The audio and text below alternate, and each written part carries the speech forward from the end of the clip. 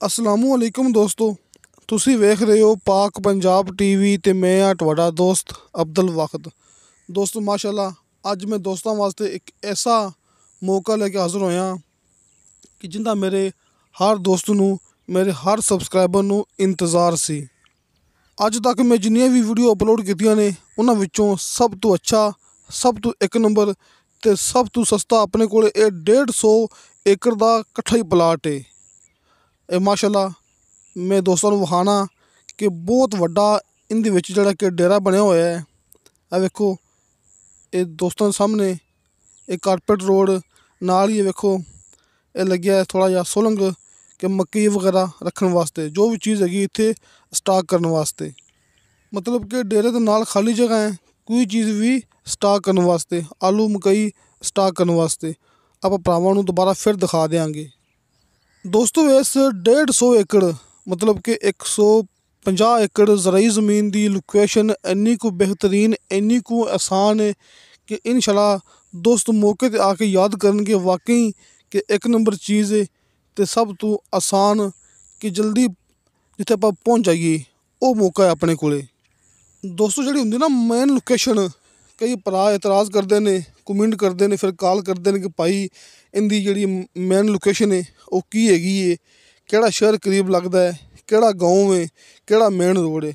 ਸਿਰਫ ਆਪਾਂ ਦੋਸਤਾਂ ਨੂੰ ਦੱਸਣਾ ਹੀ ਇਹਦੀ ਲੋਕੇਸ਼ਨ ਜਿਹੜੀ ਕਿ ਮੋਟੀ ਹੁੰਦੀ ਹੈ, ਲਿਹਾਜ਼ਾ ਬਤੌਰ ਸਿਕਿਉਰਟੀ ਅਤੇ ਨਾ ਹੀ ਸਾਨੂੰ ਇਜਾਜ਼ਤ ਹੁੰਦੀ ਹੈ ਕਿ ਅਸੀਂ ਮੁਕੰਮਲ ਲੋਕੇਸ਼ਨ ਭਰਾਵਾਂ ਨੂੰ ਦੱਸ ਦਈਏ। ਅਤੇ ਦੂਸਰੇ ਨੰਬਰ 'ਤੇ ਇਹ ਰਕਬਾ ਇੰਨਾ ਕੁ ਆਸਾਨ ਹੈ, ਇੰਨਾ ਕੁ ਬਿਹਤਰੀਨ ਹੈ ਕਿ ਢੂੰਡਣਾ ਇਹ ਇੰਨਾ ਕੁ ਆਸਾਨ ਹੈ ਕਿ ਦੋਸਤ 1 ਮਿੰਟ ਤੋਂ ਪਹਿਲੇ ਇੱਥੇ ਮੌਕੇ 'ਤੇ ਪਹੁੰਚ ਜਾਣਗੇ ਜਿਨ੍ਹਾਂ ਨੇ ਪਹੁੰਚਣਾ ਹੈ। ਸਿਰਫ ਮੈਂ ਆਪਣੇ ਦੋਸਤਾਂ ਨੂੰ ਇਹ ਗੱਲ ਦੱਸ ਦੇਣੀ ਹੈ ਕਿ ਤਹਿਸੀਲੋ ਜ਼ਿਲ੍ਹਾ ਪਾਕਪਤਨ, ਕਿ ਜ਼ਿਲ੍ਹਾ ਵੀ ਪਾਕਪਤਨ, ਤਹਿਸੀਲ ਵੀ ਪਾਕਪਤਨ, ਪਾਕਪਤਨ ਸ਼ਹਿਰ ਵੀ ਇੰਤਹਾਈ ਕਰੀਬ ਹੈ ਅਤੇ ਇਸ ਤੋਂ ਇਲਾਵਾ ਦੀਪਾਲਪੁਰ ਸ਼ਹਿਰ ਵੀ ਇੰਤਹਾਈ ਕਰੀਬ ਹੈ ਅਤੇ ਮੇਨ ਰੋਡ ਸਿਰਫ 1 ਕਿਲੋਮੀਟਰ ਸਫ਼ਰ 'ਤੇ।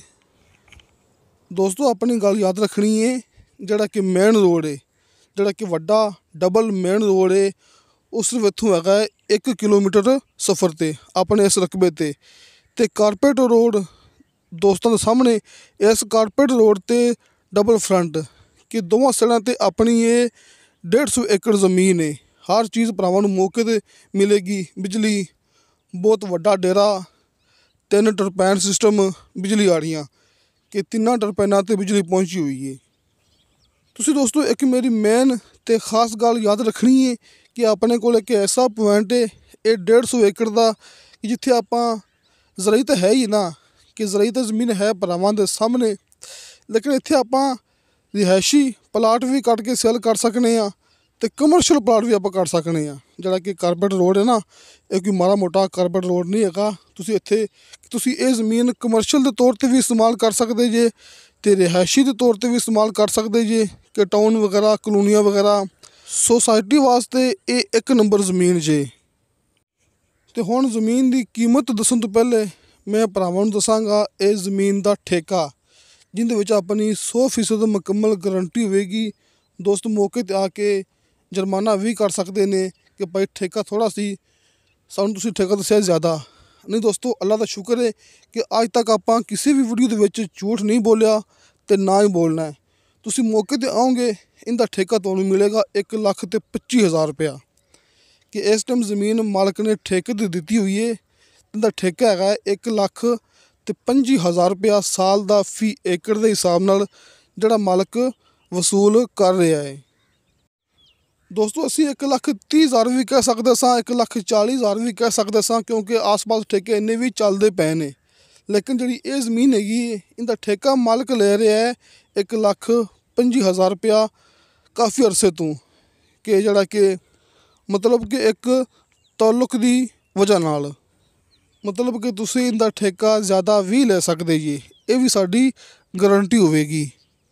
ਅਤੇ ਨਾਲ ਮੈਂ ਦੋਸਤਾਂ ਨੂੰ ਇਹ ਵੀ ਦੱਸ ਦਿੰਦਾ ਕਿ ਆਪਾਂ ਖੜ੍ਹੇ ਹਾਂ ਸ਼ਹਿਰ ਤੋਂ, ਕਿ ਸ਼ਹਿਰ ਇਸ ਰਕਬੇ ਤੋਂ ਸਿਰਫ 1 ਜਾਂ 1.5 ਕਿਲੋਮੀਟਰ ਸਫ਼ਰ 'ਤੇ ਰਹਿ ਜਾਂਦਾ, ਜਿੱਥੇ ਕਿ ਮੇਨ ਰੋਡ ਹੈ। ਕਿ ਮੇਨ ਰੋਡ ਤੋਂ ਖੜ੍ਹੇ ਨਾ ਆਪਾਂ ਭਰਾਵਾਂ ਨੂੰ ਦੱਸ ਚੁੱਕਿਆ ਮੈਂ ਕਿ ਸਿਰਫ 1 ਕਿਲੋਮੀਟਰ ਸਫ਼ਰ 'ਤੇ ਜਿਹੜਾ ਕਿ ਮੌਕੇ ਤੱਕ ਲਿੰਕ ਰੋਡ ਆ ਰਿਹਾ ਦੋਸਤਾਂ ਦੇ ਸਾਹਮਣੇ, ਅਤੇ ਇਸੇ ਲਿੰਕ ਰੋਡ 'ਤੇ 1 ਕਿਲੋਮੀਟਰ ਦਾ फ्रंट है दोवां साइडां ते इस रकबे का। तो बाकी दोस्तों जो शहर है ना वो सिर्फ इत्थों 1.5 किलोमीटर सफ़र ते रह जाता है। मतलब कि दोस्तों जो कि पाकपतन ते दीपालपुर वो तो ये ज़मीन नूं इंतहाई करीब लगते हैं ना, क्योंकि पाकपतन एक माशाल्लाह बहुत वड्डा ज़िला है ते दीपालपुर एक तहसील हैगी है कि दोवें इस ज़मीन के इंतहाई करीब लगते हैं।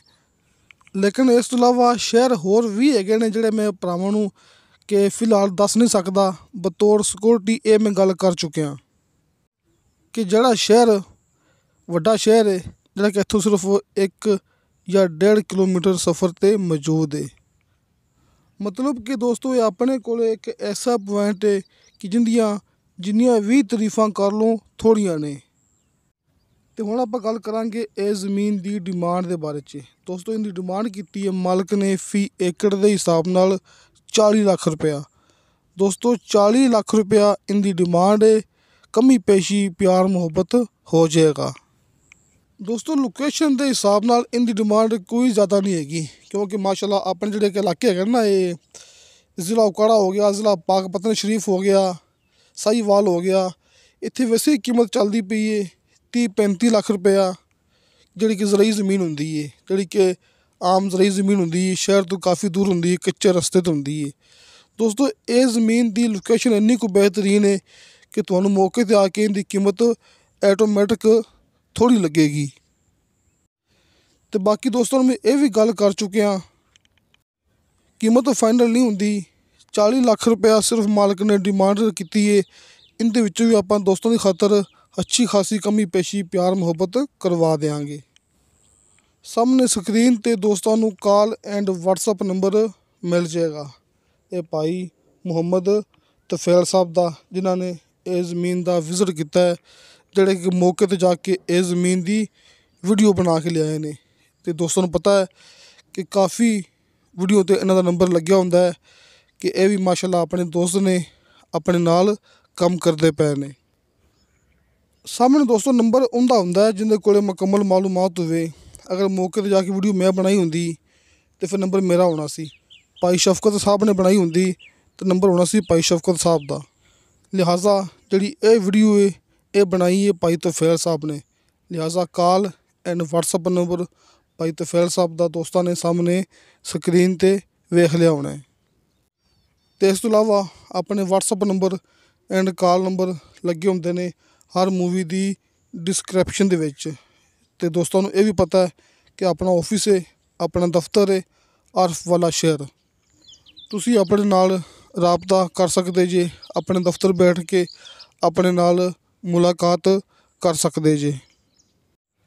अगर कॉल ते राबता ना हो सके, मैं दोस्तों नूं ये भी दसदा हुन्ना कि अपने व्हाट्सअप भी इस नंबर ते 24 घंटे ऑन हुंदे ने। तुसी व्हाट्सअप ते मैसेज कर सकते जी, क्योंकि बाज़ टाइम दौरान सफ़र या फिर नमाज के दौरान अपने नंबर हुंदे ने पावर ऑफ, लिहाजा अपनी व्हाट्सअप ऑन हुंदी है। तो दोस्तों वीडियो अच्छी लगे तो लाइक तो शेयर ये ज़रूर करो, अपने बेहतरीन जो कमेंट्स लेके भेजो। जिन्होंने दोस्तों ने अपना चैनल हाले तक भी सबसक्राइब नहीं किया उन्होंने अगे रिक्वेस्ट है कि अपने चैनल को करो सबसक्राइब तो नाल ही बैल आइकन को करो ओके, ताकि साडी अगली वीडियो का नोटिफिकेशन तुहाडे तक पहुँचे, तुसीं वो वीडियो वेख सको सब तो पहले। तो दोस्तों इंशाअल्लाह ताला बशर्ते ज़िंदगी बाफजले खुदा मिलांगे अगली वीडियो ते। अल्लाह हाफिज़।